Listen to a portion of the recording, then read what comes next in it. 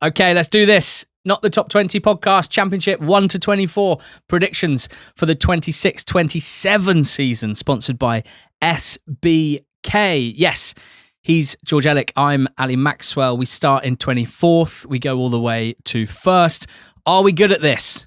Well, we like to say that two things can be true. One, we have predicted 5 of the last 7 championship title winners on this podcast. Not bad. But also, last season, a team we predicted to be relegated ended up winning promotion to the Premier League. Bloody Hull. It's a good league, George. And based on a WhatsApp you sent me yesterday, you are particularly excited about the Championship this year.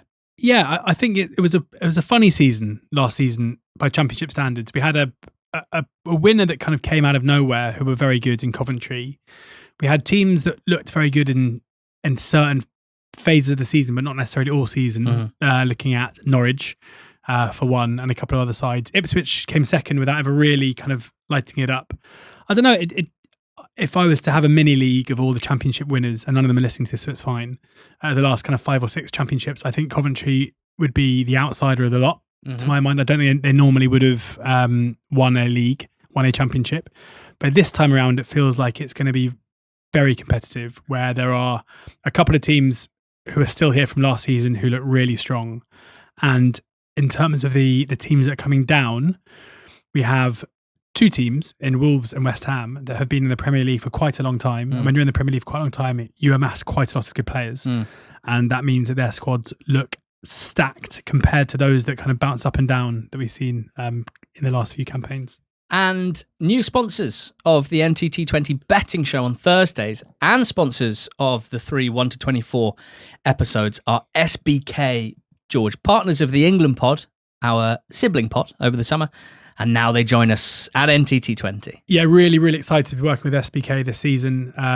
We work with them in the England pod. Great people, great app. It's one I've used a lot, and I would recommend people do sign up because it's built for proper football fans. There's no casino. There are great odds and great features like Acca Boost, Fresh Legs, 2Up, and the Bet Feed. You can find our bets on the Bet Feed, and they all help to make it a bit different from your regular betting app. They're also partners with a number of EFL clubs, including Millwall in the Championship, which creates some exciting potential opportunities for us as well throughout the season.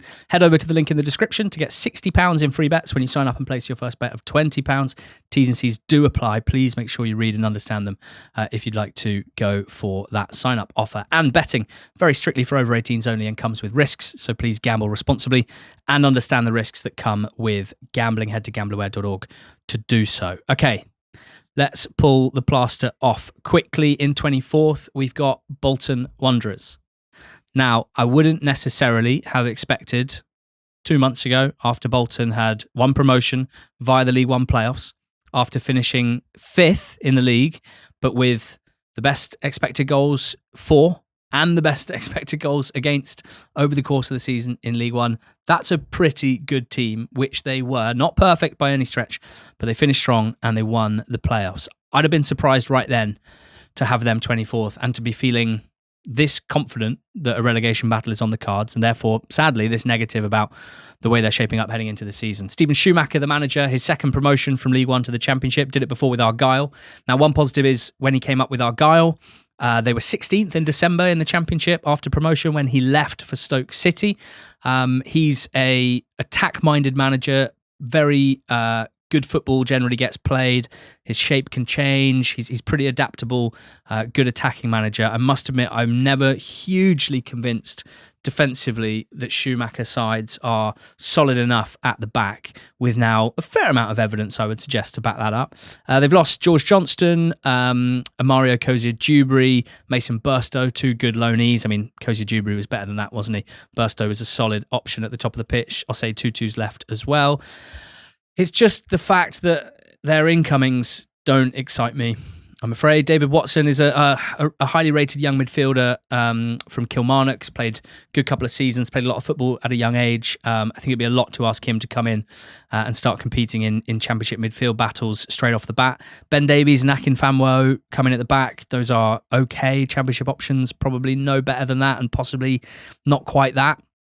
Lucas Stevenson, talented young player from Liverpool, versatile as well. Kylian Dong, we don't know. We expect a very dribbly 1v1 wide attacker on loan from Augsburg. Those guys can be pretty hit and miss in the Championship. Larrazabal is a right back from Casapia, and a couple of youngsters as well. It doesn't look nearly enough to me to make this squad look like something Schumacher can really work with at what is a very competitive level and a pretty brutal, relentless division. To me, there's still an awful lot of recruitment to do, and maybe even the squad looks worse than last season, or at least by May.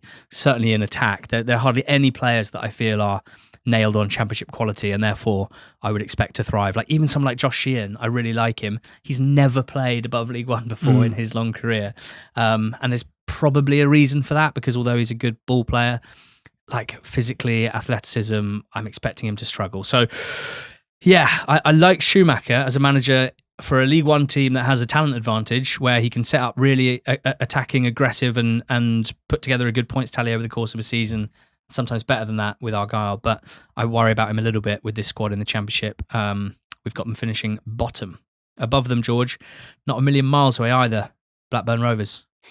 So Blackburn last season flirted with relegation, and Michael O'Neill came in and steered them to safety. They ended up finishing 20th on 52 points, 5 points clear of Oxford and 22nd. Now, funny Championship season last season, Sheffield Wednesday relegated basically before a ball was kicked. Oxford go down, who I think were probably destined at some point to get relegated in their current guise, and then Leicester with a points deduction, but even without the deduction, they'd have still been relegated. Blackburn were poor for much of the season, and yes, they turned it on late on to get themselves out of trouble, but it's the kind of season where you would normally want to see a bit of an overhaul, a bit of an acceptance about how poor it was, and to try and stop the slide, basically. And we haven't seen that. They've lost Taylor Gardner-Hickman, who was there for the whole season, who wasn't great but played a lot of minutes, and Aaron Cashin, who came in for the second half of the season and was good in the period where they turned it around late on in the campaign. Tom Atchison is a young player who Blackburn Rovers fans are very excited about, a young centre back, good ball player, and he might be good, but I can't see it being a huge needle mover. Todd Cantwell is a player that I love and I've spoken about a lot. Looking at the numbers from last season and his general performances, he looks like a shadow of the player that we know he can be. And Tony Mowbray, their new manager, I adore as a man and as a manager, but taking over a club that I think have limited attacking resources, not necessarily a brilliant group of young players, and saying, you're the person to lead us out of this, especially given that he's had one managerial job after his health issues, and that was going back to a club where he's loved in West Brom, and things did not go well at all. I worry a little bit about how this might go if it doesn't start very well. I think we know they'll be attacking. We know that the way that Mowbray likes to play, but this isn't a squad that's necessarily been built to play that way. Ahashi and Good Johnson are the only two strikers. Again, Ahashi works incredibly hard. Good Johnson has shown some goal scoring ability, but neither, I think, are necessarily likely to be that prolific. And the only two players that have come in so far are Baraji, who was there last season on loan and was okay and is joined on a permanent, and Jayden Fevrier, who's joined for £500,000 or so. And I don't think there are that many Championship clubs who would like to have signed Jayden Fevrier this summer. So, under the Venkeys with Blackburn, it's always a bit of a struggle, and it does feel like they are slowly gravitating back towards League One. And I'm not seeing a great deal to get behind this season. I hope I'm wrong. There are players, I think Morishita, for example, is a player that I really like. And they definitely have some good players. But as I say, an iteration of the Championship that looks to me like it's pretty strong. Blackburn look one set to struggle again.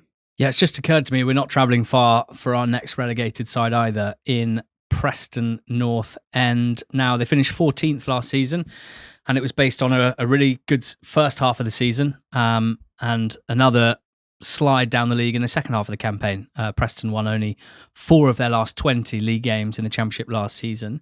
Paul Heckingbottom's the manager. I rate Paul Heckingbottom. I think he's a good manager.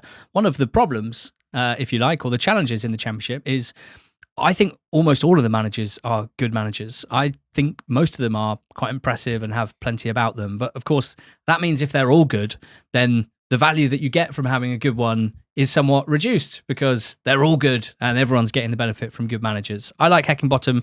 I think he's done a very good job at Preston, probably not recognised and not really rewarded. But they've lost Whiteman, the captain, Ben Whiteman, good player at the level, not absolutely unbelievable, but clearly an important player for them, a leader for them, and knows his way around a championship midfield battle. For me, the bigger departures really are the three loanees from last season. Now, one of them, Alfie Devine, has been signed for a lot of money. And when Devine signed, that was really exciting. PNE haven't spent a lot of money on transfers compared to the rest of this division over the last few years. And it felt like a massive statement of intent. He's a young player. There's every reason to think that if he continues to thrive, he might be a big transfer asset for Preston down the line, hopefully once he's already performed for them. But that's all we've really seen. Lee Nichols comes in as a second choice keeper, and Youssef Arabi from Genk on loan scored on his debut, but I don't expect loads from Arabi. The problem is that Dobbin and Jebison, who were loanees with Devine last season, those three represented a huge proportion of Preston's attacking output. The only other players that really contributed consistently going forward were Osmajic, who only started 20 games, 8 goals and 1 assist. But if you're looking at goals and assists per 90, Dobbin, Devine and Jebison were contributing combined about 1.3 goals per game in terms of goals and assists per 90. They haven't been replaced. Devine will be there, but I think we'll find it harder without those two because Dobbin and Jebison offer something a bit different. And I think they're going to struggle. Iverson's a good keeper. The defenders are solid, if not spectacular. The midfield, you could probably say the same about. But big concern here, everyone seems incredibly grumpy, frustrated, bored. I don't really like the squad that much. I don't like much at the top of the pitch. And I think those intangible, that sort of that unhappiness, that unrest, that apathy in the ground, I think that can have a big impact on a team. Like the story of Preston's last few seasons is starting strongly and then tumbling down the table when reality kicks in that they don't actually have a particularly good squad. Well, what if they don't start well? What if the atmosphere is so bad and Heckingbottom's so visibly frustrated with the lack of squad building that they don't start well? What then? You wouldn't back them to suddenly come on strong in the second half of the season. There's little evidence to suggest that they would. So we have them as the third relegated team.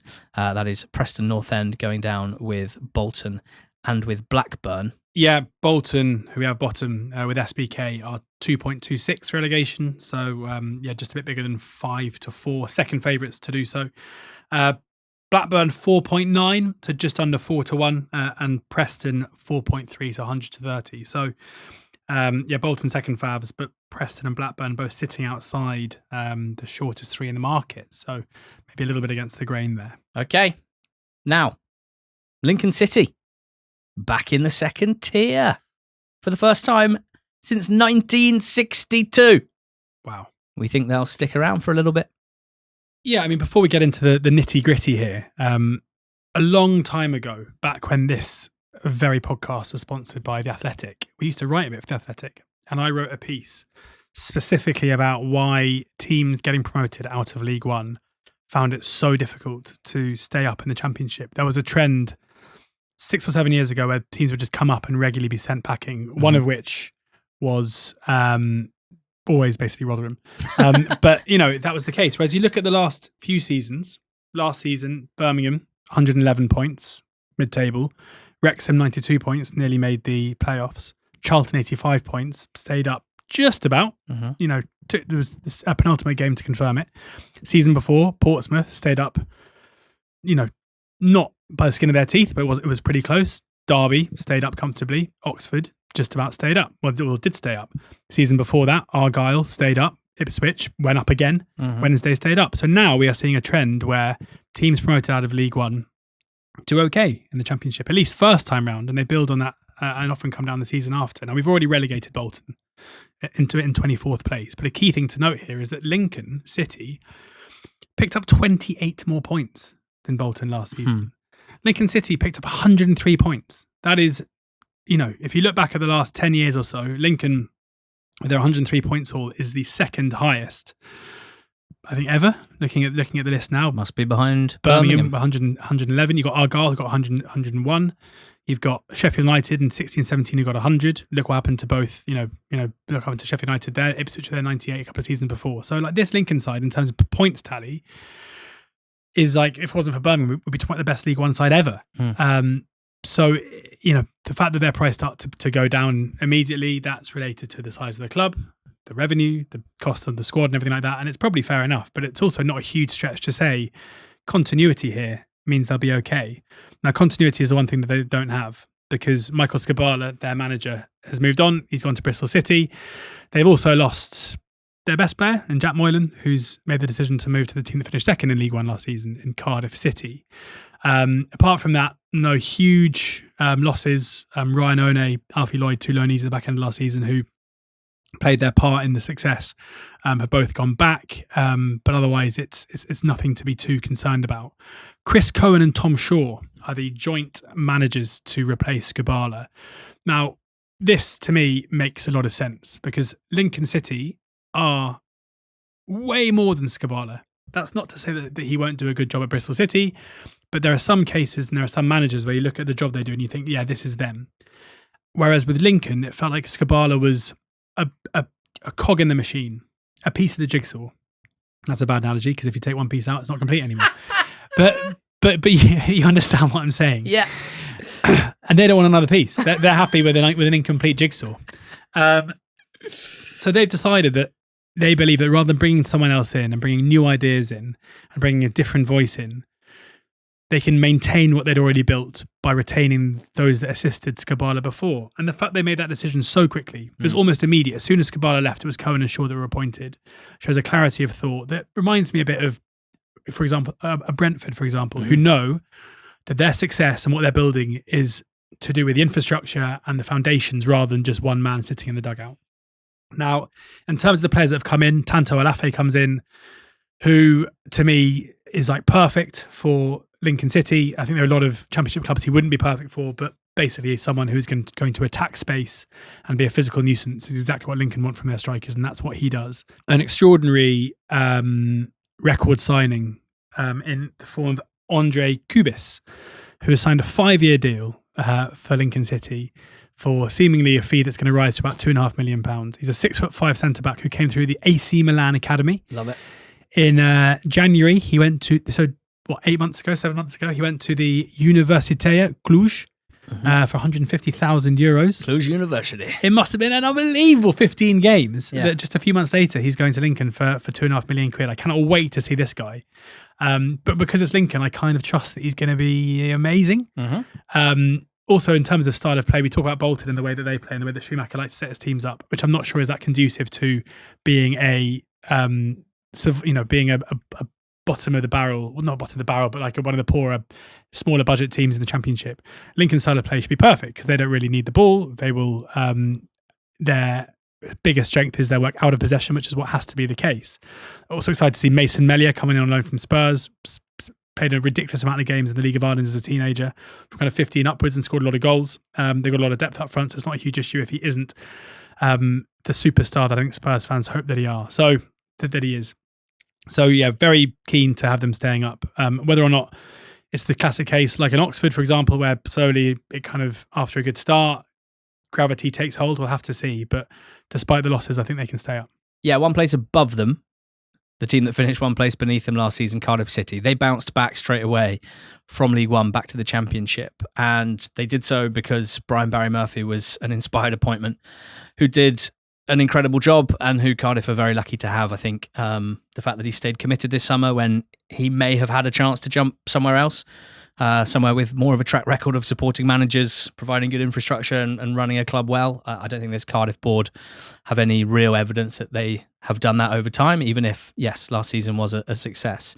An interesting club in that they've only made 3 permanent signings in the last 2 summer windows. That was Trott, the keeper, who they signed on loan and now have turned him permanent, Gab Osho, and now Jack Moylan, who they've signed from Lincoln City. Very unusual but that's because Brian Barry Murphy's been more interested in promoting from within and getting more out of the players that were already there, and that is an incredible skill as a manager, very valuable for every club. What's really interesting for me here is how BBM approaches this tactically, because it was last season for the most part, wonderful possession football with purpose.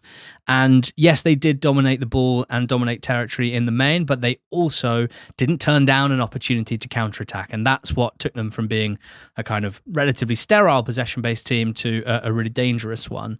Can they do that one level above? Well, we saw like Ipswich, for example, when they achieved double promotion, like they adapted to the level really well, having played relatively similarly.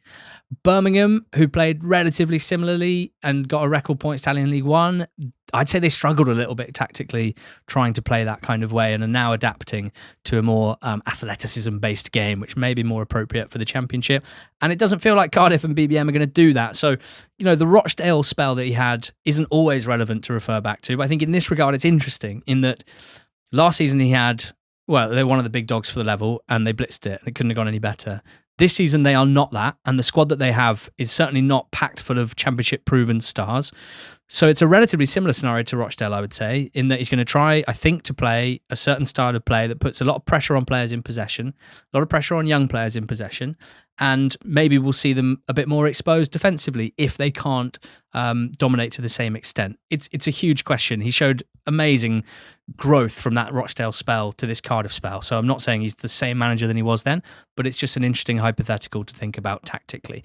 Basically the same squad. Ryan Wintle left, has gone to MK Dons, and Omari Kellyman's loan finished, and they've just replaced Kellyman really with Moylan. Not going to play in the exact same position, but broadly what they wanted from Kellyman, they want from Moylan, and that's technical quality, goal threat, creativity, dribbling, etc. Lots to be excited about. Dylan Lawler, superstar, young Welsh centre-back, loads of other academy players as well. The Colwill brothers, Alex Robertson, not an academy player, but he's back in the Championship and looked great last season. Salek as well, back in the Championship. And I think we can imagine that there will be some elite loan talent sent Barry Murphy's way from the Premier League, which could help with their kind of ceiling. I think the squad on paper doesn't look amazing. So I've been pretty positive about lots of aspects, but I think that they will find it very difficult against some teams here. This is a very, very different league to the Championship. Bit light in the centre of the park. A lot of injured centre-backs heading into the season. Not much depth in the striker position. Still quite a lot needed, I think, in terms of additions. But they just don't seem that fussed about buying players. So we've got them in 20th. And above them, George? Stoke City finished 17th last season. Pretty surprised that Stoke finished 17th last season under Mark Robins, and Mark Robins is still the Stoke manager. A lot of talk at the beginning of the summer that he was going to be moved on, but he's still there. He's sounding very positive in interviews about the vibe in the camp this time around. But I'm struggling to really see why we'd massively boost them. I do like some of their signings, like Svante Ingelsson was good at Sheffield Wednesday last season. Absolutely love Ethan Galbraith, who comes in from Swansea. They need a striker. Like some talk they're going to spend £10 million on George Hurst. Like surely they're not going to spend that kind of money on him. I know. Oh, good God. Like George Hurst as a signing would be good. Yeah. Like it would be an improvement probably on Milan Smith and Robert Bozanic. Yeah. Who are their current striker options. Well, Smith's a disaster because he signed a loan in Jan, obligation to turn permanent for £4 million. Yeah. But obviously they've had a pretty good look at him since January. Yeah. And on the weekend, Gallagher started up front and Bosnick came off the bench and Smith was unused. Yeah. So they've basically paid £4 million for someone that Robbins don't want. seems to see as a third choice striker. Yeah. Sorba Thomas has been linked to a move away. West Ham seemingly interested, but it doesn't look like that's going to happen. Mark Robbins has had a season and a half now without Adi Vivesh by his side.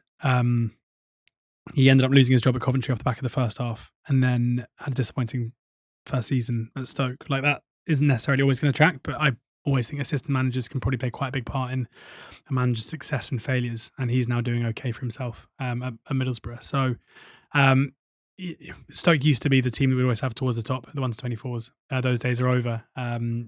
Really struggling to find much.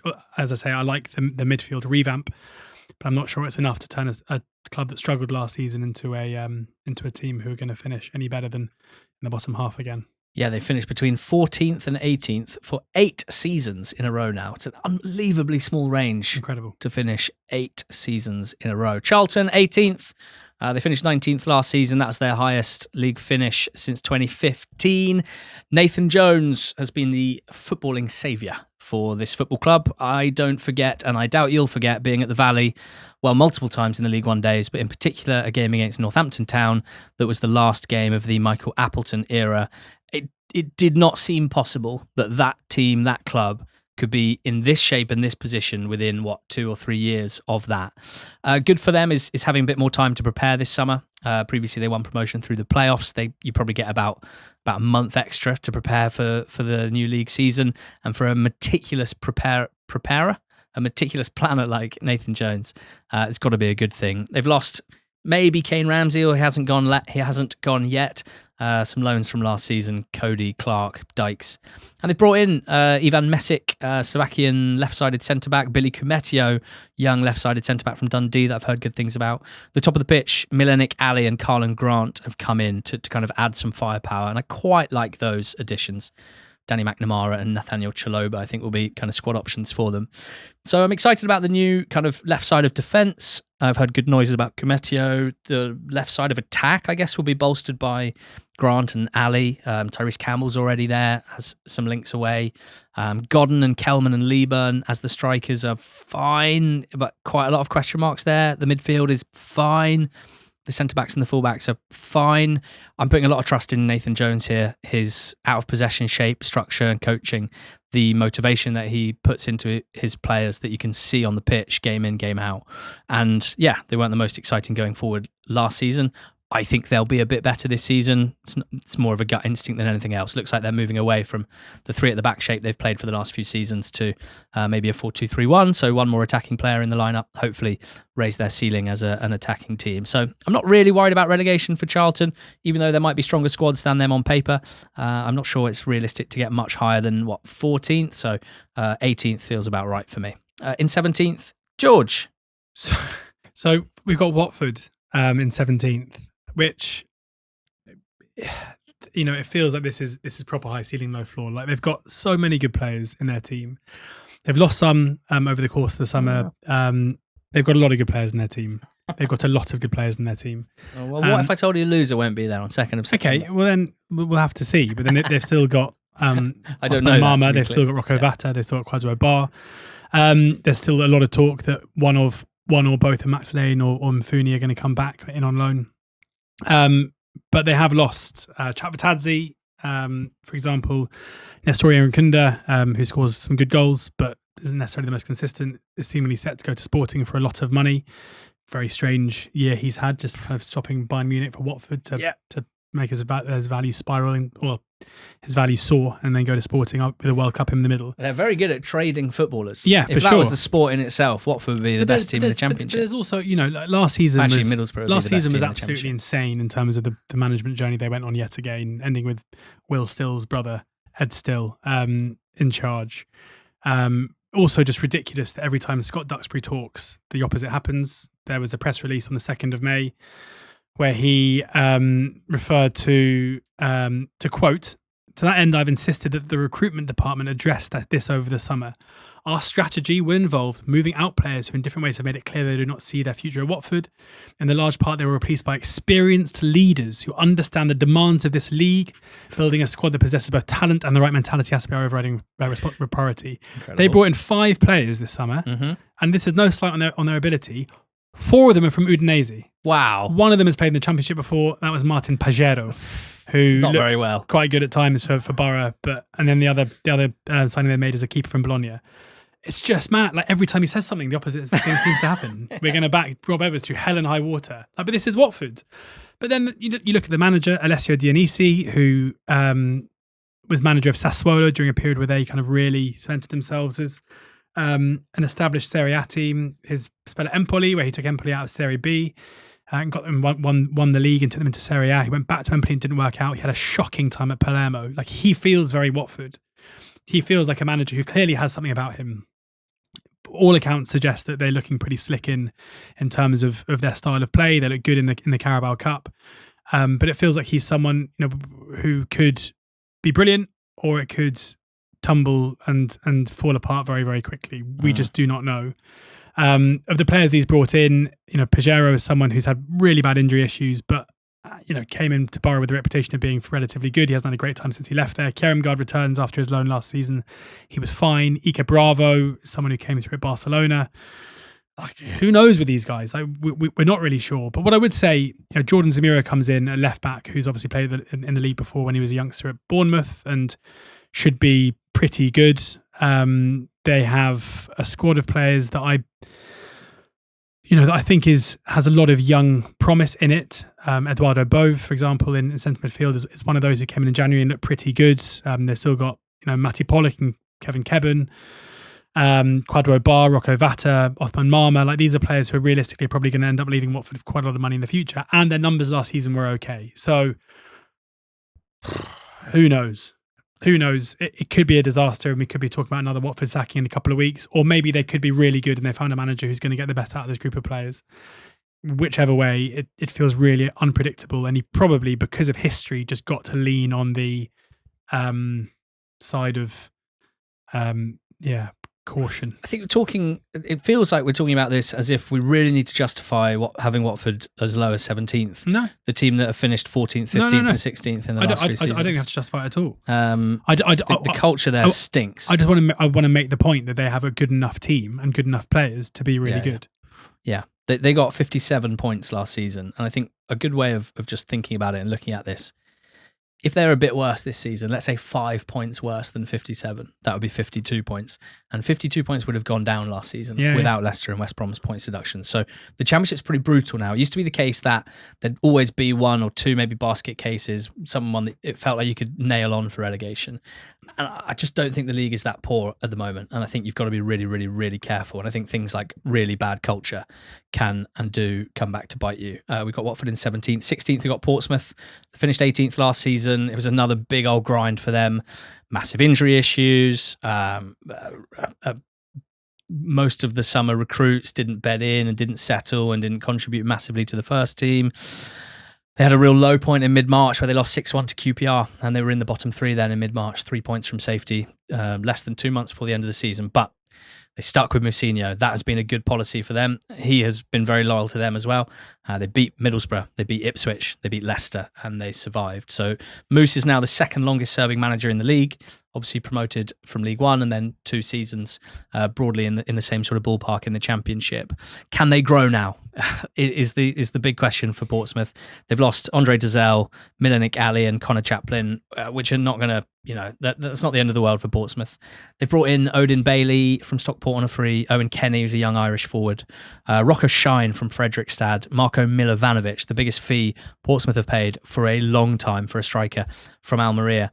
Daniel Bielica from NAC Breda is a goalkeeper that will challenge Schmidt for the gloves, and 18-year-old Luke Brooke Smith from Wellington Phoenix,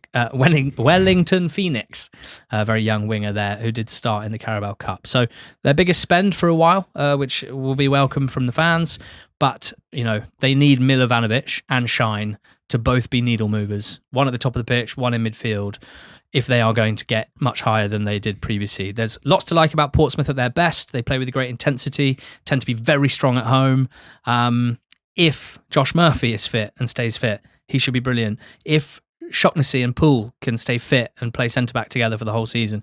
If, let's say, Luke Leroux could come on from last season and be a consistent first-team contributor, think like Nicholas Madsen at QPR or someone like that who gets that jump in the second season. If all of those things happen, the new signings, the key players staying fit, Pompey will fly up the table, but that's 5 or 6 ifs, and it's hard to really hang your hat on it. So some concerns, I think, pretty light at fullback, in midfield, unconvinced still.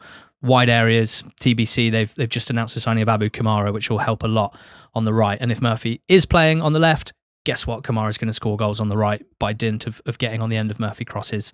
Are they improving, Portsmouth, or are they standing still? We're going to find out, and I'm looking forward to it. George, QPR, 15th. Yeah, I mean, Julian Stephan, still the manager, feels like jury very much out with him. Like, huge inconsistencies in their season last season. Some performances where they look really, really good, some where they look absolutely terrible. But they haven't lost any key players. Sam Field's the only kind of real departure to stay at the level, and he was on loan at Norwich anyway from the second half of last season, has made that permanent. Love the Pierce Charles signing. Yeah. That's just really good. He's moved to Man City. They've managed to get him in on loan. He's a top keeper that's going to go very far. Also love the Glenn Kamara signing. This is a player that started a lot of games in centre midfield for a very good Leeds team a couple of seasons ago. Yeah, I really like that. Who will bring a bit of dynamism, bit of create. He's a decent ball carrier. He's someone who will help them kind of drive their way up the pitch. Tariq Lamptey is now a QPR player. He has had some serious injury issues. You have to assume that those are going to continue, and he probably won't contribute a great deal. But if he does get fit, then they have a Premier League quality fullback who's joined the club. Ramon Burrell had injury issues last season. Him and Kone showed that they can be a really good front two. It wouldn't surprise me at all, given this is their second season at the level, to see them kick on what was a promising time. Kwame Poku had a shocking season last season with injuries, just relentless blows that kept him from playing. You know, it's a cliche, but he would be like a new signing if he is able to contribute this season. Should be good on one side with Saito and Dembele still on the other side. Ilias Chair through the middle. Varane Madsen's solid in centre midfield alongside Kamara. Probably need maybe one or two more there as well. But like I came into this research thinking that they might be a team on my radar for the drop. But looking at it, you know, it's a pretty compact, small squad. But if they can keep players fit, I think they should be okay. Beat Burrell. Can he continue with what was a very encouraging start as a Championship striker before injury last season? And Richard Kone as well, who may not have had the goal return to shout about, but offered plenty in his all-round play. Now we're having a party on Friday night, this Friday, for the Wolves-Blackburn game. It's a season launch party, and it's at the Volley South, which used to be called the Blue Monk, which is in Bermondsey in the Beer Mile. It's a hell of a venue. We're going to be watching Wolves-Blackburn with as many of you as possible, and we're going to be doing a little Q&A live show type thing, very informal, answering your questions, debating with you, anything that needs debating from these 1 to 24s. The link to come is in the description of the podcast. It's a £5 to come and join us. You can pay £10 and you get a free beer with that, which London prices is probably the value play. So please do come along on Friday. Let us know if you're coming. It'd be great to see you and any pals. Let's watch Wolves against Blackburn, and let's usher in the start of the new EFL season with a couple of tasty drinks. Right, 14th, Bristol City. Finished 12th last season after, was there a bit of a playoff flirt? Maybe. They batted their eyelashes at the playoffs, having made them the season before. But Struber got sacked in the end. Hodgson came in as interim, petered out. Yeah, I think the fluttering stopped in like February. Okay. It was an early flutter. Valentine's Day, end of fluttering. Ooh, yeah. Now, this is not just a new manager in Michael Skubala, but a complete revamp of the football club, which you need to be aware of. This isn't just, they've binned off Struber, they've hired Skubala, let's see. This is a full new era for Bristol City. Out of their roles are Brian Tinian, for example, who's been sort of shifted to one side. He's been the kind of de facto sporting director for the last few years. A lot of freshness off the pitch in terms of James Ellis, the new sporting director, a new CEO called Charlie Boss, of all things. Richard Scudamore, the former Premier League chairman or whatever he was, is doing more and more on the board of Bristol City. So there is changes afoot there. You've got a new manager in the dugout, new assistant Neil Banfield, who was with Alex Revell at Stevenage last season. I wouldn't say there's a bit of freshness on the pitch as well. Bristol City have had a core of players that seem to have been there for quite a long time. But yeah, they've lost Vitek, who was a great keeper on loan. Ross McCrory, probably the other main one. Nothing else particularly important. They've brought in Sam Tickle to be their number one. They've brought in a centre-back called Lissav Aysat from Maccabi Haifa. In midfield, Gibson Ya, real project player that a lot of people are excited about, but probably will need some time to get to grips with the Championship. Young, athletic central midfielder. You've got Jedley Wallace. What a man, what a leader, and can still contribute on the wing. Sam Greenwood comes in, very similar player to Scott Twine. I can't really see how those two can coexist, to be honest. And then the headline really is at the top of the pitch, where Bristol City have been unbelievably front-footed compared to most Championship teams. It's been a very quiet transfer window so far. Bristol City just looked at League One, looked at two strikers in League One they thought were good. Yeah. The best goal scorer and the best all-round striker, and just bought them for $9 million combined. Laurent Tolai from Plymouth Argyle, Dominic Ballard from Leyton Orient. They are Bristol City's two new strikers. Now, it's a hell of an approach. I love Tolai. We've watched him go from Aldershot to Port Vale to Argyle. An incredible rise up the leagues over the last few years. Championship is a big beast. I'm still confident that he'll be a real handful in terms of his goal output. TBC. Ballard, great movement, good finisher, pretty zippy, good acceleration.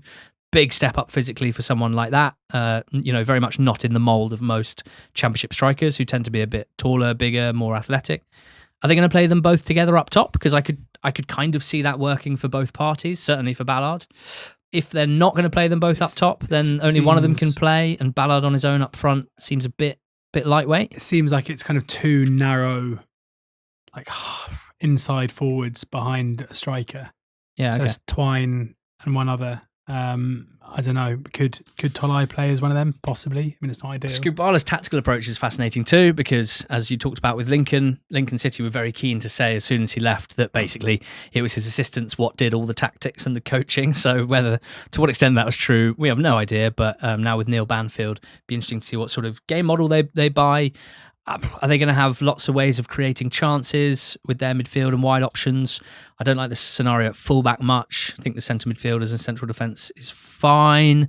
Don't really like the wide attacking options. And with the strikers, look, new signings are exciting, but we will have to wait and see. I don't think Skubala is like a silver bullet. I'd refer back to what I just said earlier. I think basically all the managers in this league are probably pretty good. So although he did an amazing job at Lincoln, doesn't necessarily make me think that he'll go straight into Bristol City and do an amazing job straight away there. It took some time at Lincoln. And overall, this feels like a transition season. Whether Bristol City fans ever want to actually think that, it's not the most exciting thing to think as a fan. With all the new faces off the pitch and in the dugout, and probably having to turn over a squad over the next couple of windows, I'm looking at a season of transition. I think there'll be some teething issues, probably some good stuff too. 14th feels about right. 13th, Derby County. Now, this comes with a big caveat, which is that Derby County fans are awaiting news on the potential cash injection from a Saudi Arabian government official of the name Turki al-Sheikh. And clearly, if that comes, then Derby's inaction in the transfer market so far this summer would make some sense, because you would think that then suddenly there will be a lot of money to spend and the squad might look very, very different. And if that does happen, then maybe we'd have to revise where we are. But it is August the 10th. There's been no announcement. There's been no cash injection. So we have to play the cards that we are dealt. And that is that Derby, who finished on the fringes of the playoffs last season, still huge respect for John Eustace and what he does. And he certainly offers a kind of element of solidity. And probably even beyond that, he's very good at taking a group of players and making them a much better team than maybe the sum of their parts. They've signed Bobby Clark on a permanent, who is brilliant because he was very good for them last season. Sammy Smodics didn't have a great loan spell, but he now there on a permanent transfer should play a big part. They've cleared some of their older senior pros. It's hard to make a case for why losing Elder, Andreas Weimann, Danny Bart would be a huge issue. However, they did play 3,500 minutes between them last season, so it's not like they were on the fringes.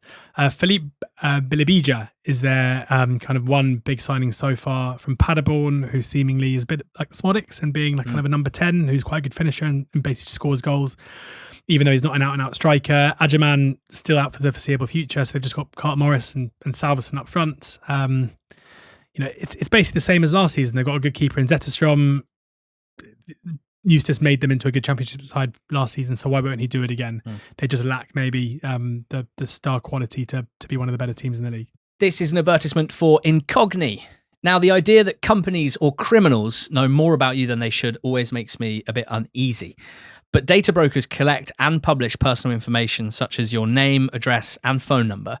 Incogni helps remove your personal data from such sites and databases. Incogni handles the process for you, sending requests and follow-ups across more than 420 data broker and people search sites, and allows you to track the progress. Yeah, I signed up for Incogni about a year ago, and since then, it's just been working away in the background. My dashboard shows 170 completed removal requests, which is great.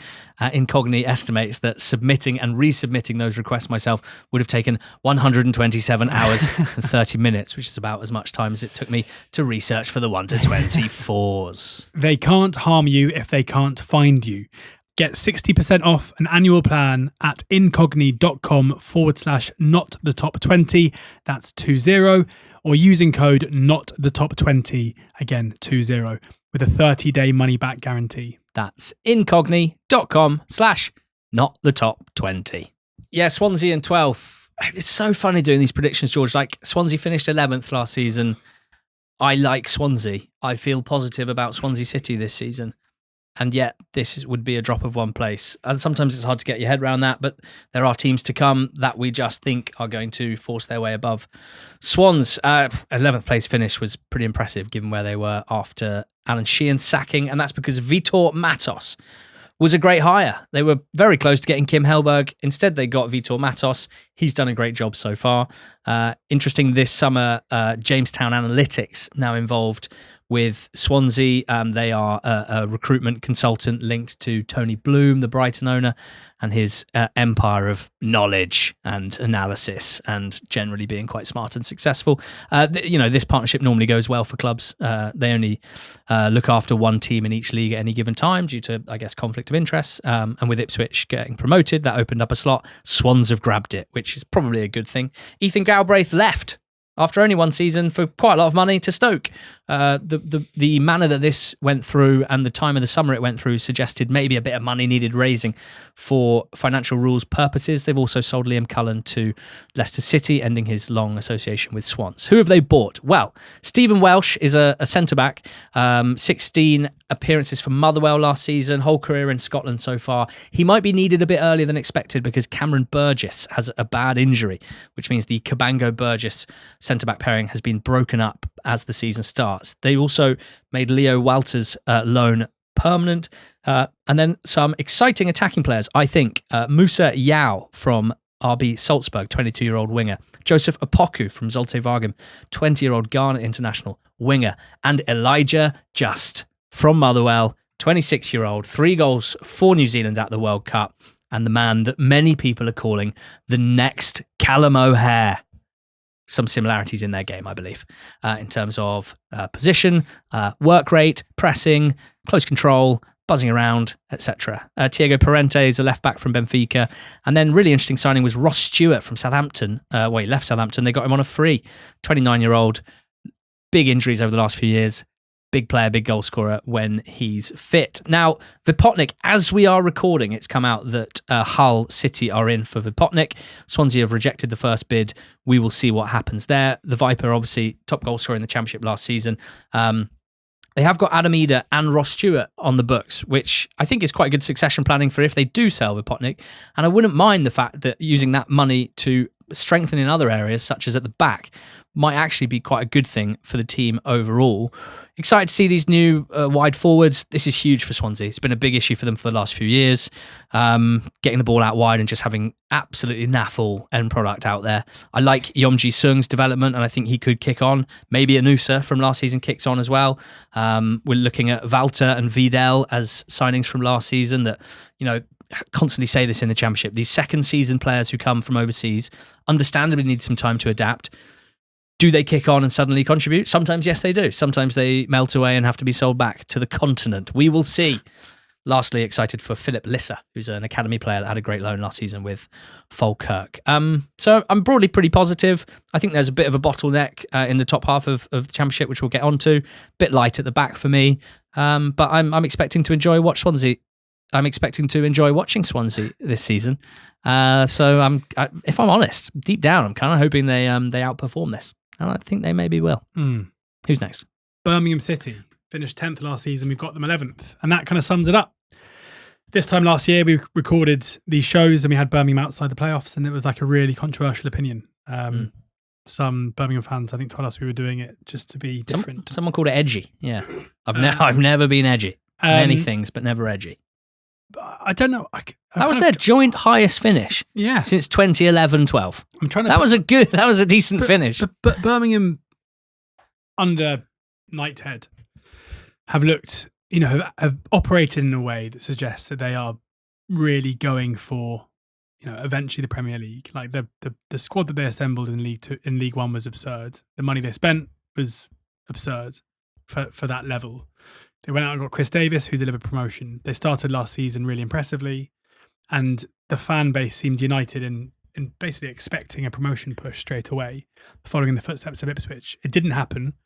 The season fizzled out, where by the end of the campaign, it felt like they were, when the playoff hopes went, they were just a mid-table side, basically. But I expected that this summer we'd see them go again. Now, I guess there might be some financial constraints as to what they're able to do, not because of the club or the the commercial deals they've got or whatever else, just because of basic spending rules and what they've spent over the last few seasons. John Solis signed in June after an impressive loan spell, and it felt like that was them kind of starting another spending batch. But since then, we've seen Luis Vasquez come in, who comes in from Anderlecht, having spent last season on loan at Getafe and might be okay. He doesn't have a very good goal scoring record. Beale's come back in on loan. Birmingham fans weren't overly enamoured by him last season. Dale Fry comes in, which is something that I like. You know, he combines a ball playing ability with kind of a proper defensive. You know, he's a proper defender, a proper centre back. Kyogo is gone. What a disaster that was. I think for about a tenth of the price they bought him for. So I don't know. It's a middling summer. And I don't think the squad is good enough just to have a continuity summer. I mean, Stansfield started the season last season in great form, and then his goal scoring dropped off. You know, Marvin Dukes became their kind of biggest goal threat. Damari Gray, when fit, was okay. Yeah, I don't know. It seems to me like a squad that should finish 11th or 10th, and that's where we've got them again. So, yeah, I'm intrigued to hear what Birmingham fans think of that. I just kind of assumed that we would see another big summer of investment in order to try and push up again, but I'm guessing that's impossible rather than a decision been made just to retain what they've got. Also, I think that Davis's job is presumably one of those that if they don't start well, we might be seeing Birmingham after a new manager fairly soon. Yeah, we got Sheffield United in 10th. Very difficult to know. Feels like a big range of possibilities here for Blades. They finished 13th last season. What a weird season it was. They had 3 points after 9 games. They had 10 points after 15 games. In that context, 13th place finish was pretty good and reflected that getting Chris Wilder back was a pretty good decision. On that front, they've lost Andre Brooks, who was their player of the season. He was sold to Norwich just before the 1st of July, which again suggested that money needed raising. Gus Harmer is expected to be on his way to Coventry City for £6 million. Reporting around that said the suggestion from Bramall Lane sources is that United will have to find a replacement in the loan market rather than a like-for-like replacement. It paints a picture of, a bit like what you said with Birmingham, that Sheffield United either can't or won't or are not allowed to spend a lot of money in the transfer market. So that's obviously the sort of thing that winds people, it annoys fans. You want to see people being added. It means it's going to be broadly the same squad as last season, which wasn't a million miles away from the squad from the season before. People get a bit bored. They want shiny new things. They're not getting them at Sheffield United. How much of an actual problem is that for the points tally of the team and its performances? That's what we need to work out, really. They've brought in Ramel Donovan on loan from Brentford to replace Andre Brooks. Could be amazing, Donovan, very talented player. I remember that from his very early forays at Birmingham City, but we don't know what he'll look like consistently in the Championship. Very young still. And Matt Doherty comes in from Wolves, versatile right-sided defender. Haven't seen him play very regularly for the last few seasons, so not sure what to expect from him. They might be signing Harry Souttar. We don't know. That would be a good signing if he is fit. So you look at the squad as a whole, because you don't win the league or get relegated because of your summer transfers. It's about the squad as a whole, and quite often it's about what's already there. They've got good fullbacks. They've got good starting centre-backs, but pretty thin there. The keeper, Cooper, has had one amazing season and one not-so-good season at the level. Ollie Arblaster hopefully will be properly back fit now after his ACL, and watching him and Peck in midfield could be quite fun. 2 young English midfielders with a lot of talent. Peck been linked to a Premier League move as well. Has he? Fair enough. O'Hare, Tyrese Campbell. Up front, you've got Bamford, Cannon and One. It's not that exciting, but it's definitely not terrible. And Wilder is a good manager and has a very good record, particularly with Sheffield United. I don't know. How awkward is this off-field situation? To what extent could it wind up Wilder and there could be a falling out and a big drama? How will he deal with stuff like this? Are they all just kind of agreed that it's within Wilder's interest to be Sheffield United manager at this point, to be honest, because he probably wouldn't get another Championship job? I don't know. Is there chaos to come, or is it broadly going to be fine and Wilder will have a half decent squad to work with, which will see them finish about 10th, which will be about right? I have no idea, but that's where we've got them. Next up, Brilliant. 9th. Just a lot of questions. Yeah. Wrexham we have in 9th, just missing out on a playoff spot. Yeah, I mean, it's been kind of similar to Birmingham, I guess, in a way. We're not used to seeing relative inaction from Wrexham, who basically every window look to strengthen as much as they can. I mean, they have made 2 additions so far, and then one seemingly about to come, and I like all of them. Danny Imre comes in after a another good loan spell at the end of last season at West Brom. He'll be their new right wing back, replacing Issa Kabore, who was on loan there last season. Ben Whiteman comes in centre midfield to be that kind of sitting distributor. We know that he's very good at that. I think he's a good fit for a Parky side, where it's not necessarily ball retention, it's more getting the ball and spraying, and certainly trying to hit Kiefer more when he's on the pitch. And it looks like they're going to be signing Nathan Patterson as well, a keeper who was Sunderland's keeper when they won promotion out of League One and then again from the Championship. He spent the second half of last season at Millwall. It's a problem position for them. Danny Ward, I don't think is good enough to play consistent Championship football. I thought Arthur Okonkwo was, but he's made a lot of mistakes last season, and you can't really get away from that. It's a shame they haven't retained some faith in him. But Patterson will come in, and even though they were a big overperformer compared to their XG numbers last season, there's no denying that the goalkeeping position was one that cost them some points. They've got a stacked in attack. We know about Moore, but Sam Smith has been really sharp when he's played in the Championship for Wrexham, and probably a player that a lot of Wrexham fans thought would become surplus, but instead he's really positioned himself as being a player who will play a lot of minutes this season. Nathan Broadhead, Josh Windass, David Keeler-Dunn couldn't really get a look in after he joined in January. So this is still an upwardly mobile, ambitious club, and Parky.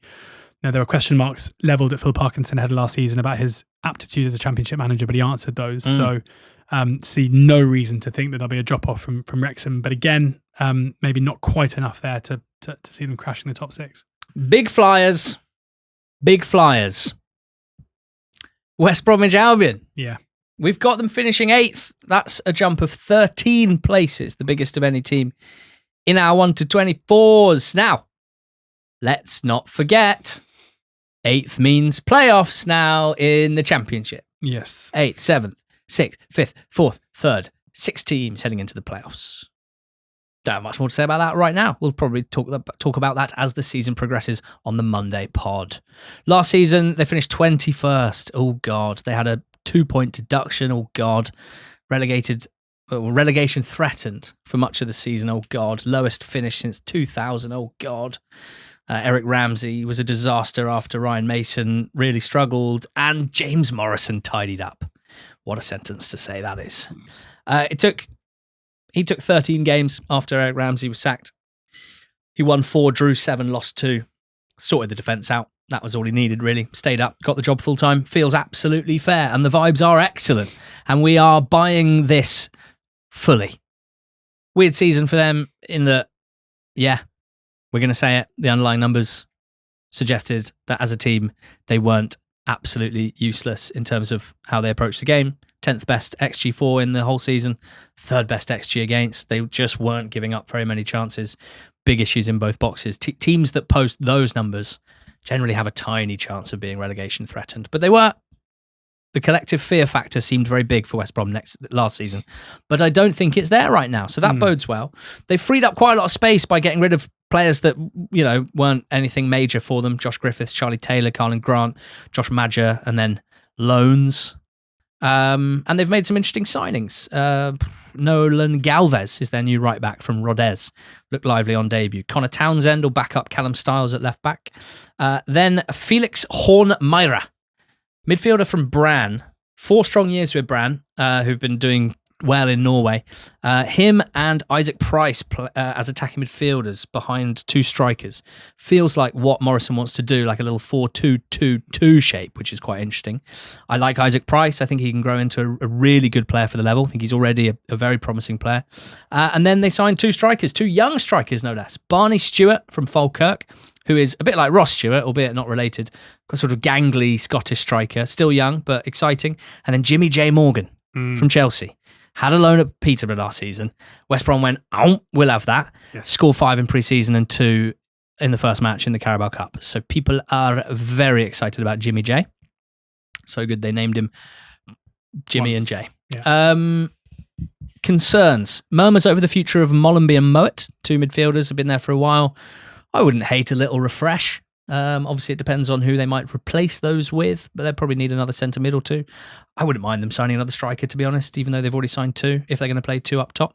I'm not in love with the goalkeeping situation either. Max O'Leary backed up by Matt Ingram. But overall, I'm kind of all in on a big resurgence from West Brom. I think last season was an aberration. And this is basically where they were expected to finish. That they've been a top half championship side for the most part. Yeah. You can let one season really cloud the judgment, I think. Who's going to finish 7th? Burnley. Wow. Yeah. The first of the relegated clubs. Burnley, who've won promotion the last 4 times they've been in the championship, including getting over 100 points in their last 2 attempts. So what's new? I don't really know. It feels a bit different this time. They've appointed new manager Nicky Hayen, who was Haverfordwest County manager from 21 to 22. Then went to that is Haverfordwest of the Cymru Premier. Then moved to Club Brugge's kind of development team, did well there, and then got the Club Brugge job. Most recently, Genk manager. It's been a sharp ascent in the footballing, in the managerial stakes.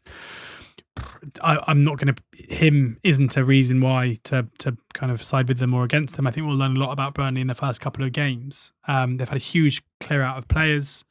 A lot of them quite good players. Esteve and Jayden Anthony, in particular, 2 very good players who've moved on. Florentino and Shauna both stay in the Premier League with Ipswich and Hull. I really like the look of one of their centre midfield players. So I watched a bit of Ugo Raghubler, who's a kind of a proper all-action midfielder who I'm excited to see. And Bernal had a good loan last season at Derby and will now step up to the first team. But there's not loads of quality there, I wouldn't say. They need a new keeper. Not really sure who they're going to get. They've only got one keeper at the moment, and he doesn't look like he's their kind of desired number one. Carl Walker's back in the EFL, which could be quite fun. Their back four isn't that different to, I guess, the Scott Parker back four that we saw previously, although with Esteve out. They definitely look like they need a left back. Armando Broja up front. Yeah. I mean, is he actually any good? It felt like he kind of knocked around for a bit with people expecting him to be all right. Not really sure. Marcus Edwards should be good if he does stay. It's a pretty bloated squad, I would say. Kind of, it feels like it's a symptom of bouncing up and down between leagues and kind of consistently trying to stay up there. A lot of rumours that Zian Fleming could be moving on, but obviously if he does stay at the club, then that would be a big boost to lead the line for them. But yeah, I mean, with, I don't know, a current back four of Worrell, Ekdal or Bayer, Carl Walker and Lucas Perez, especially when we talk about the other relegated sides coming down, it feels like Burnley were really poor in the Premier League and have lost a lot of players with a huge unknown as their manager. And everyone angry with the owners. Yes. Although 7th. Still Playoffs. So could still go up. Good luck. Millwall finished 3rd last season. We reckon 6th this time out. That was their highest league finish since 1993-94. What an achievement and what an incredible journey the club's been on over the last few years. I mean, a really distinct change in approach when it came to squad building, going super young, just really revamping the whole recruitment outlook in a way that initially felt a bit scary and not very Millwall, and now feels really, really Millwall because they've got an unbelievably cool young squad, players that have not struggled to adapt to the league, even at a young age, have grown a lot in transfer value. They've sold players, Esse and Fleming in particular. Aziz was expected to be sold this summer, hasn't yet. They've developed a number of other transfer assets as well. And all the while, Alex Neil's been getting results. And that's kind of the most impressive thing of all, is trying to balance being a positive player trading club with getting results week to week so that the team, continue to compete and that the fans enjoy watching. It's been great, to be honest. The only blip was disappointing display in the playoff semi-finals, and a couple of the games towards the end of the season were a bit of a shame. But let's be honest, that is judging them on their own massive overachievement compared to budget and expectations. Alex Neil, the manager, sensational manager for the level, and basically always has been. Steve Gallen is kind of in charge of the recruitment and has done so well. They've lost Billy Mitchell, Macaulay Langstaff, and then Patterson, who was on loan, the goalkeeper. It's one of those great situations where they've got rid of quite a lot of chaff that wasn't very important to them, and then free up. You basically keep your starting 11 plus your 4 or 5 most important reserve players, and then they've got a lot of room to add better players. Well, that's the idea anyway. Who have they signed? Jensen Metcalf in midfield from Bradford. 1 strong season in League One. Millwall go and grab him. Still a young midfielder. Arcont is an attacker from Rodez. Mathis Servais is a left-footed, versatile midfielder or left wing-back. Mark Sykes will be a nice, experienced squad option. Elkin Baggett will be groomed to be the next Jake Cooper, tall left-footed centre-back. Kyrell Lisby will give them sheer pace out wide. Danny Bart will be a culture setter in the dressing room. Lyndon Dykes will be brought on when necessary to be a battering ram as a kind of plan C, I guess. Just, yeah, excited about this whole project. Excited to watch the team. Hope that Neil has them bang at it from the start of the season. Wonder if they could kick on and develop further as a team, particularly as an attacking team. Just got so many young players that could keep getting better. Caleb Taylor, 23. Zach Sturge, 22. Camille Negley, 24. Josh Coburn, 23. Ivanovic, younger than that. Not the perfect team. Not got great depth in defence right now. Probably, people might start playing differently against them because they finished third last season. They're a promotion candidate and they'll have to deal with that. But yeah, lots to be excited about with Millwall. We think a sixth place finish. Above them, well, shall we be candid and say that this top five for us, we think will be a bit of a breakaway top five. I think there'll be a gap between sixth and fifth. Whoever is, we expect this top five to be there. And trying to work out who's in what spot is very, very difficult. One of the teams starts with a 4-point deduction. That's Southampton. We've got them in fifth. Yeah, and it makes it quite easy to put them in fifth. It would be no surprise whatsoever if Southampton are finished anywhere between first and fifth. It would be a surprise if they finished out the five for me. The form last season under Eckert was incredibly impressive. We have no idea how what happened last season, at the end of last season, is going to affect them. I think it could go both ways. It could create a real siege mentality where the whole club and the fan base, a fan base who it looked for a second might be turning on Eckert during the saga. It feels like now they are fully united behind him.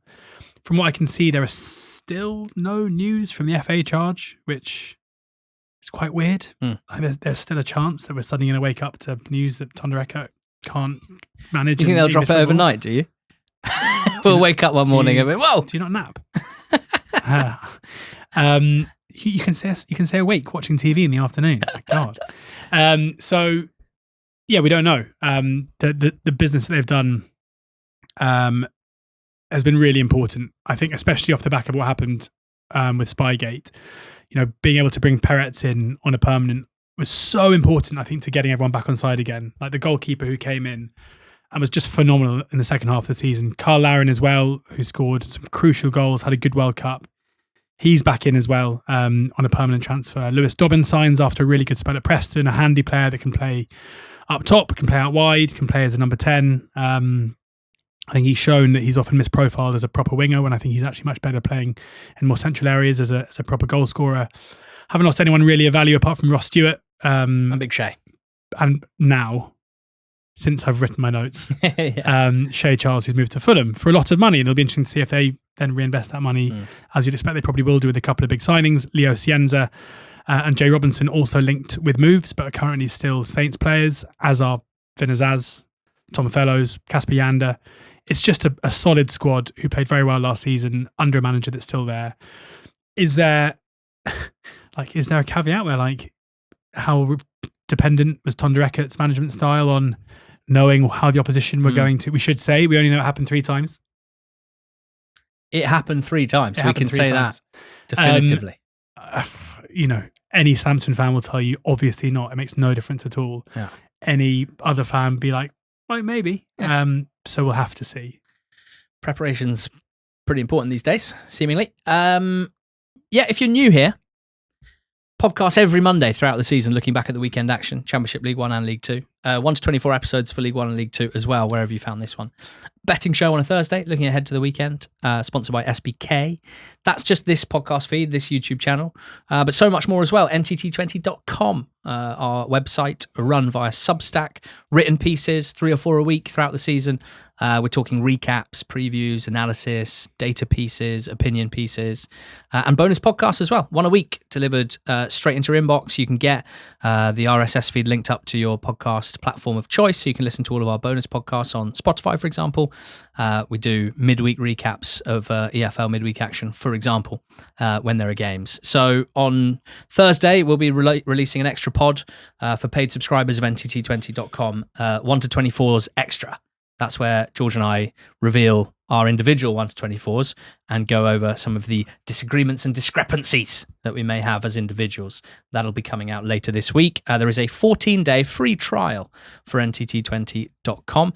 If you'd like to read a mountain of season preview content and listen to that bonus pod, might be worth a tickle. ntt20.com/countdown. Yeah, before we get into our top 4, there's a top 8 market with SBK, which is quite fun because there are now there is a top 6 market as per usual, but also a top 8 market because there are now 8 teams in the playoffs. And we've got with SBK, West Bromwich Albion a 3.45 to finish the top 8, so just shy of 5-2. Seems like a big price. Burnley, unsurprisingly, a short 1.49, so just short of 2-1. Millwall to follow up last season's good season, 2.58. Big price that for a team that was so strong and looked like they've strengthened again, as you say. George, stop. We've got a betting preview show coming out on Thursday. Whoa. We'll be making picks for Championship, League One and League Two. So let's not give away too much. Southampton 1.46. That's the top 8 market with SBK. We're counting down from 4th to 1st. We're starting with West Ham United in 4th. Last season went down from the Premier League with 39 points. Unfortunate that, enough to survive in the previous 15 seasons, 39 points, but not that time.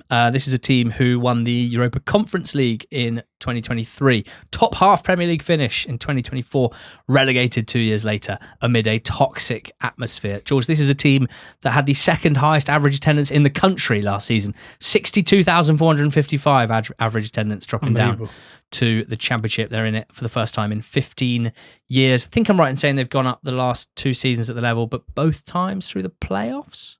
Interesting Championship history for them. Nuno Espirito Santo is their manager still. He came in actually quite early last season, couldn't keep them up, but they're sticking with him in the dugout. Big changes off the field. Karen Brady and David Sullivan are out.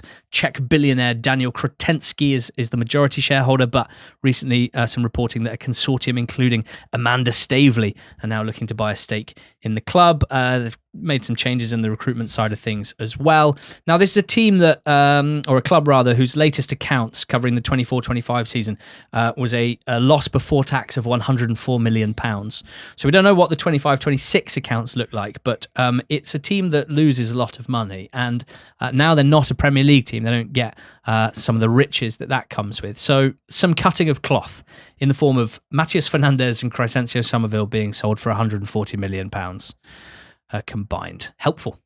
Nice money if you can get it. Freddie Potts, Callum Wilson, Adama Traore have all left as well. Who have they signed? Not really anyone, with apologies to Joel Veltman, who they have signed, 34-year-old right back on a free with experience at Brighton and other places. Kaiber Lamadrid was a winger who was on loan from January, whose loan was made permanent, but it doesn't seem like anyone's that interested in him playing for West Ham. What's there to be excited about? Jared Bowen is playing in the Championship, which feels faintly ridiculous. He's very, very, very good. Mohamedou Kante, I'm pretty excited about, young midfielder, after he did a really cool little spin and assist in the Carabao Cup game. Diouf, the left back, I think is really good, albeit I saw the youth team or the youth graduate Scarles started left back in that game. Troy Parrott is linked. That would be pretty cool. Axel Disasi might come in again. Edson Alvarez starts with the number 4 shirt in the Carabao Cup. The keeper Hermansen, I think, is good. The fullbacks, pretty good. Walker Peters, Wan-Bissaka, Diouf and Scarles. The centre-backs, there's a lot up in the air as who's staying, who's leaving, but looks pretty good. The midfield definitely needs work. And the attack's interesting because they've got Bowen. Whoa. Tati Castellanos. Whoa. The lad Pablo. Ooh. I don't really have anyone else apart from those 3 at the moment. So obviously for a 46-game season, you need more than that. And there's still so much to sort out. Like there's a chunk of players that I would guess are still desperately keen to get away and not play in the Championship this season. And so there's still a lot of work to do to add to this squad. It's also a squad quite split in half between 22 and over, of which a large proportion of them are either completely out of favour, guaranteed to leave or want to leave, such as Areola, Mavropanos, Todibo, Ward-Prowse, Alvarez, Maxwell Cornet, Nicholas Fulkrug, remember him, he's still there. And that worries me from like a leadership culture setting point of view. The older players, there's not that many of them that are clearly here to work and work hard, Bowen aside. Then there's 14 players, 22 and under. There's a lot of young players in this team. And of them, There is one successful signing so far, and that's Diouf, the left back. Some really unsuccessful signings like Magassa, Lamadrid, Pablo TBC, Kante TBC, and then some academy graduates who've never really done it consistently, like Scarles and Earthy and Caelan Casey. So, yeah, loads to do still. Yeah. Also, there's just... There will be an assumption from a lot of people listening that West Ham are just going to win the league because of the players they've got. And I've seen other people's previews who don't have West Ham first, and a lot of the stuff is like, you're just doing it. You're like, why are you doing that? Like, obviously, they're going to win the league. So why are we doing it? But I think there are a couple of things that I really have to see to believe. So firstly, you've got Nuno as their manager. Now, Nuno was manager of one of the best championship teams ever. 16-17 Wolves. He had a frankly absurd group of players playing for him. Ruben Neves, Diogo Jota, Conor Cody, Matt Doherty, like players who were destined to go at the very least kind of mid-table Premier League, some of them some of the best in the world in their position. And yeah, so when you got those players playing, also the championship has changed, but then, playing that kind of style of football where there's quite a big onus on individuals to perform is kind of fine. But if you look at recent history of the championship has changed. Teams that have won the league in the last few seasons: Coventry last season, Leeds the season before under Farke, Leicester under Maresca, Burnley under Kompany, Fulham under Silva, Norwich under Farke, Leeds under Bielsa, Norwich under Farke. Like, that takes you all the way up to Nuno's Wolves. They all play. All of them as managers are like ball dominant, high pressing. Like, we are going to control the game from beginning to end. And that is not the way that Nuno plays football. And if anything, you look at the only time that Nuno, since 17-18 Wolves, the only time since then, and apologies to Wolves fans for getting the date wrong the first time, the year's wrong, was when he was appointed Tottenham manager. And they won their first game of the season against Manchester City, where again they played into the hands of a manager who likes to, it's all about out of possession shape and not playing particularly high risk football. And then it was a disaster when the onus was on them to play. Now, because they're West Ham in the Championship, they are going to have a lot of games where they are going to have a lot of the ball. Mm-hmm. There is nothing in his managerial career to suggest that's the way that he wants to play. Similarly, they played against Pompey in the cup, a game that they won, but struggled in the first half, and Pompey had more possession than them. To think they're going to win the league, it's just so against any trend of the kind of team that wins the league. And you look at, so take Burnley, for example, who came down as, who was manager of Burnley when they came down in 21-22? Was it Matt Jackson, or came in after Dyche left? Yeah. And they appointed Kompany. You look at Leicester in the state that they came down, and they appointed Maresca. You look at Leeds when they came down, and yeah, it took 2 seasons to get there, but they appoint Farke.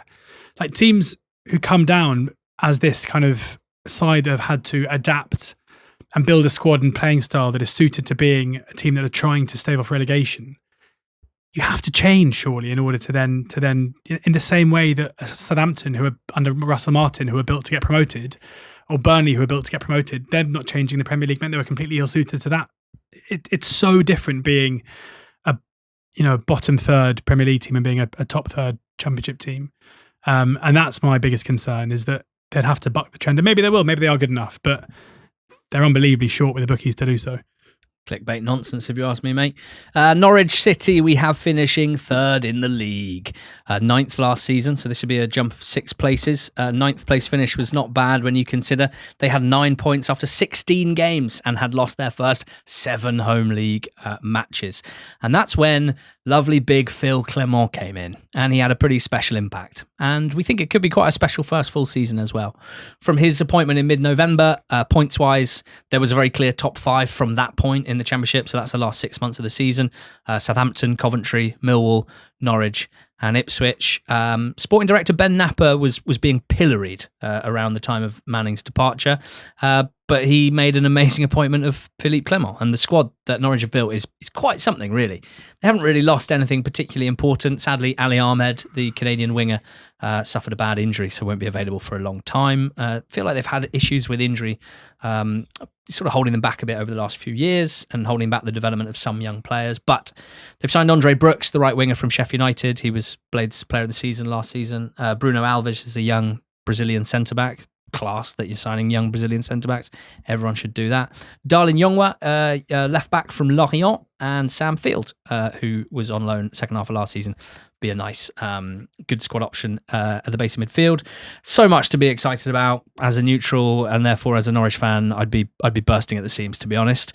Mo Touré's start to the season was to smash home his first shot of the season, having run in behind with great power, and then create a weird backheeled assist to Ben Slimani about 10 minutes later.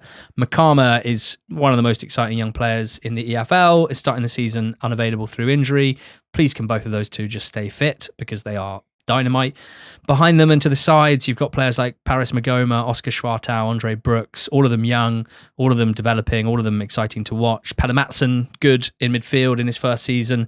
Young fullbacks Fisher and Mahovo I like as well. So good players all over, pretty solid centre-backs, nice mixed style where they can build up slowly and be patient and then try and turn it on in the final third, or they will and can very effectively attack quickly on the counter-attack. My main concerns are just kind of injuries. They just seem to suffer a lot of them.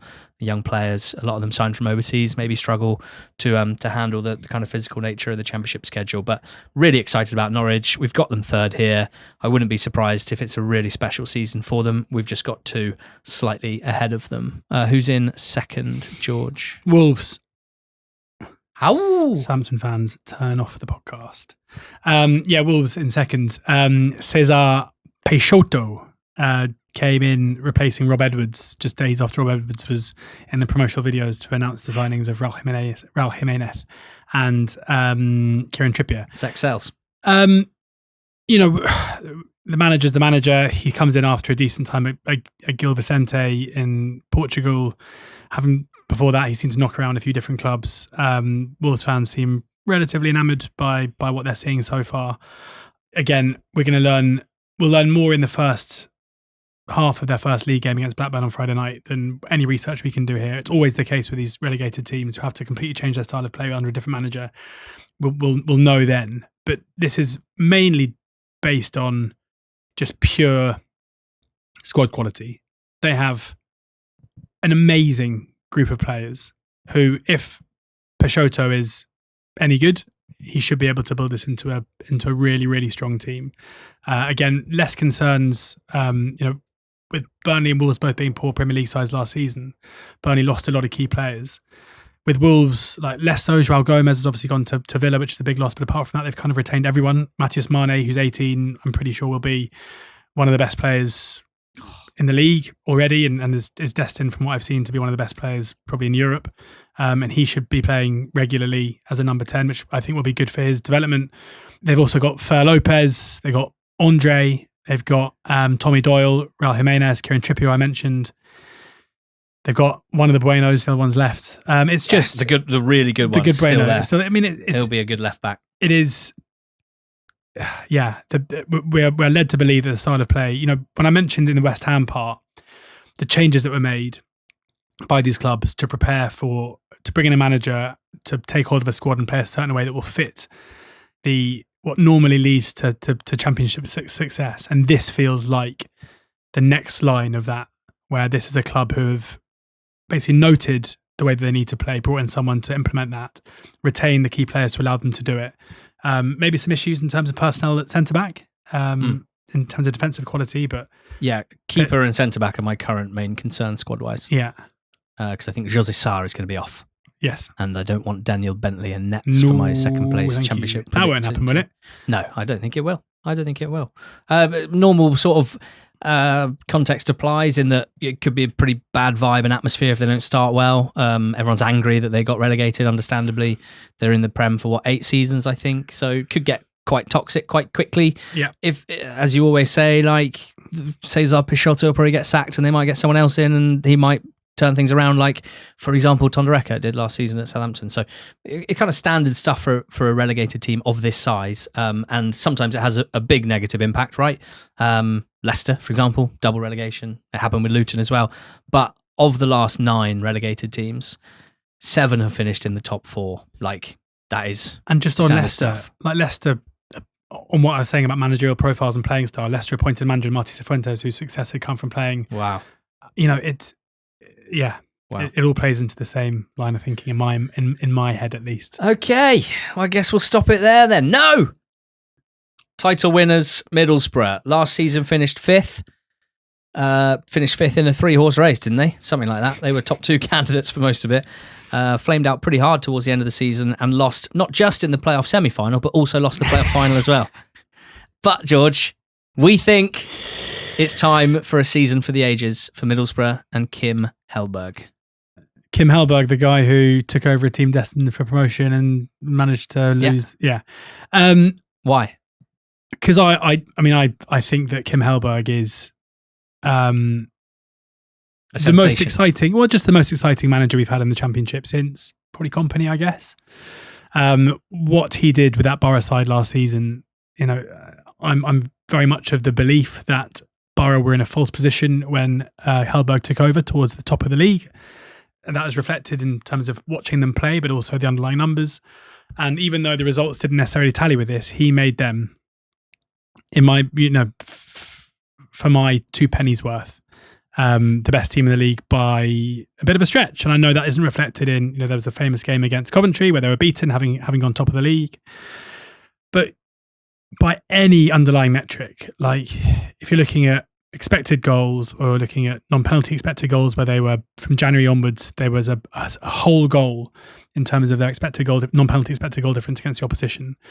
They were averaging 19 box touches more than anyone else, than their opposition. The next most was 8.9. Like the dominance in between both boxes was massive.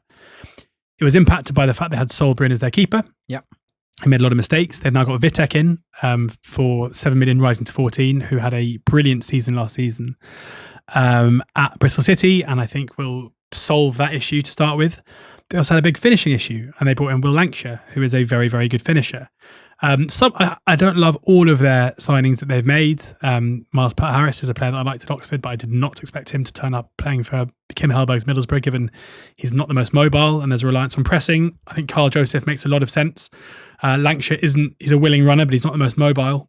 And Joseph, not the best goal scorer, but certainly someone who, if he's playing behind or across, alongside Lancashire, he will certainly do that pressing for them, as will Tommy Conway. And it looks like it could be Conway and Joseph behind Lancashire. They obviously lose Hayden Hackney, but there is a lot of supporting evidence to suggest that selling your best player is quite a good thing to do in their situation. You look at what happened with Sunderland and Jack Clark, for example, and there are loads of examples where selling high and using that money to reinvest, as they have done with Lancashire, and as they're seemingly looking to do with a few more players. They brought in Bearhalter to replace Hackney for, I think, £1 million, having sold Hackney for, 20? He looks like a savvy signing. He's Ed Morris's best mate, which is quite fun. Really nice. They should start a podcast together. And Max Arfston, also from the MLS, who played left back last week, has played off the right quite a lot in his career as a right winger. It'd be interesting to see how they use him. Ashley Phillips is rumoured to be another one who's coming in. You can go through the playing squad, and I think there are the key things to look at here are they've improved. Well, they should have fixed their finishing issues or gone some way to doing it. They should have fixed their shot stopping issues. But I just strongly believe that Hellberg will have the best coach team in the league, playing a style of football that we know is successful in this league, that he implemented mid-season last season. He's now got a whole pre-season to have got it right. And I think if they sort out their issues in both boxes, I think it'll become pretty obvious pretty early that they're the best team in the league. Wow. Well, we've got Bolton, Blackburn and Preston going down. It would be horrendous for that particular area of the country, all within about 15 miles of each other. I really hope that doesn't happen. They're good for their away trips next season in League One. Great for the away days. Won't someone think of the away days? We've got Lincoln and Cardiff, 21st, 22nd. Then Stoke, Charlton, Watford, Portsmouth, Queen's Park Rangers, Bristol City and Derby, rounding out the bottom half. Swansea, Birmingham, Sheffield United, 12th to 10th. Wrexham, 9th, just missing out on the new look playoffs. In 8th, West Brom. 7th, Burnley. They'd play they'd play in the playoff play-in game against Millwall and Southampton. And waiting for the winners would be West Ham, who we have finishing 4th, and Norwich, who we have finishing 3rd. Wolves in 2nd, Middlesbrough 1st. Now No, actually, I was going to give some spoilers for League 2 and League 1, but why on earth would I do that? No, don't do that. We'd have hate mail You'd be burning my house down. What I was going to say is, can you tell me about the SBK title odds and see how our predictions stack up to it? Yeah, West Ham are 2.76, so just bigger than 7-4 to win the championship. Very short, if you ask me. Wolves 6.0, so 5-1 are second favourites. Borough third favourites 10.5. Southampton fourth favourites 13.5. Burnley fifth favourites 15, and Norwich 17.0. So not that different in terms of the teams, just a very different order. Oh my God. You almost forgot to book your ticket to our season party launch event party on Friday, which is taking place at the Volley South, aka the Blue Monk in Bermondsey. It's a hell of a place. It's going to be a lovely evening. We're going to have some delicious drinks and talk about the new season and watch Wolves against Blackburn. And if you're free and in and around London or travelable distance away, why not come along and see us there? It's £5 for a ticket or £10, but free pint. RRP in London, 7. Too much. But that's a discussion for another day. Thank you so much. I hope you've enjoyed this 1-24 episode. There's the same for League 2 and for League 1, wherever you found this one. With thanks to SBK for sponsoring the 1-24s. We've got our EFL betting preview coming out on Thursday, also sponsored by SBK. And then we're in to the matches. Cheers. Go well.